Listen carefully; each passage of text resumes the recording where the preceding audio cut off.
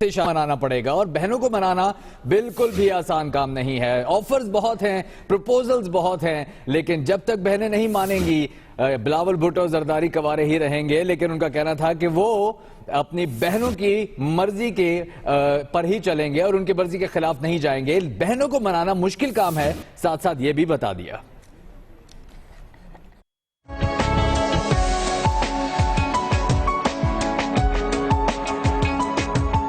फुप्पो ना पापा, शादी का फैसला करेंगी सिर्फ मेरी आपा। बिलावल भुट्टो ने अपने दिल में जगह बनाने का रास्ता बता दिया। उबाड़ो में मीडिया से गुफ्तगू में शादी के सवाल पर बिलावल शर्मा गए। उन्होंने कहा कि शादी के लिए बहुत ऑफर्स हैं, लेकिन शादी उससे करूंगा जो मेरी बहनों को राजी करे। बहुत ज्यादा ऑफर्स है, बहुत ज्यादा ऑफर्स है और लेकिन मेरे बहनें जो है, जो भी औरत मुझसे शादी करती है उसने पहले दोनों बहनें को समझाना है। बिलावल ने कहा कि मेरी बहनों को राजी करना बहुत मुश्किल काम है, लड़कियों को मुश्किलात हो सकती हैं। बहुत बहुत मुश्किल टास्क होगा।